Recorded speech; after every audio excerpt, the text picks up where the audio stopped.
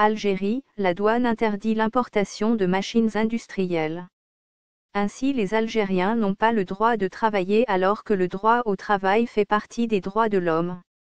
Est-ce que c'est une vraie indépendance ou une tromperie? Le gouvernement algérien ne travaille pas pour les intérêts du peuple algérien mais pour des pays étrangers et des cartels mafieux. Ce n'est ni une république ni une démocratie, c'est une prison, comme le dit Kémy Séba. Les présidents africains sont des directeurs de prison nommés par Paris. L'Algérie interdit l'importation de tours et fraiseuses, de machines à faire les clous ou les vis sauf pour les généraux.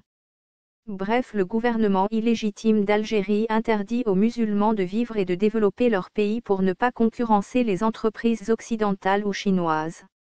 Les imprimantes 3D et les tours à commande numérique et les fraiseuses et les centres d'usinage sont interdites d'importation en Algérie même par les immigrés qui ont gagné leur argent à l'étranger et ne peuvent pas être accusés de fuite de capitaux.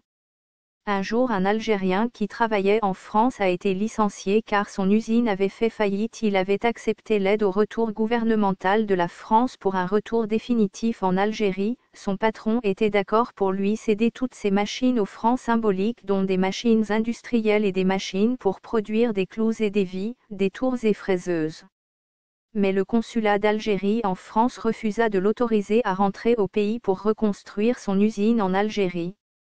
Il leur dit: mais enfin, comment je vais survivre en Algérie? Je pensais que nous avions obtenu notre indépendance, pourquoi le gouvernement nous interdit de travailler et de nous enrichir? Il demanda à tous les travailleurs algériens de son usine ayant perdu leur travail de se mobiliser. Leur patron français était d'accord pour les soutenir mais le consulat leur dit que non, ils n'ont pas le droit d'importer en Algérie des machines industrielles. Les travailleurs français, eux, ont refusé de racheter les machines craignant les taxes et donc des machines valant des millions sont parties à la ferraille. En conclusion, la pauvreté du peuple algérien et le non-développement industriel du pays sont entièrement du fait du gouvernement, pas du peuple qui est compétent, créatif et travailleur et qui fait le bonheur des entreprises occidentales.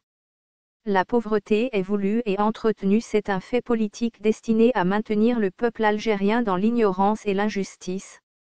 La seule explication est que le gouvernement algérien est anti-musulman et voue une grande haine contre l'islam et les musulmans qui sont considérés comme des sous-hommes qui doivent être maintenus dans un enfer terrestre perpétuel.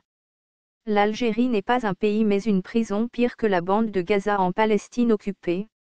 Le gouvernement algérien souvent se comporte pire que le gouvernement israélien avec les Palestiniens.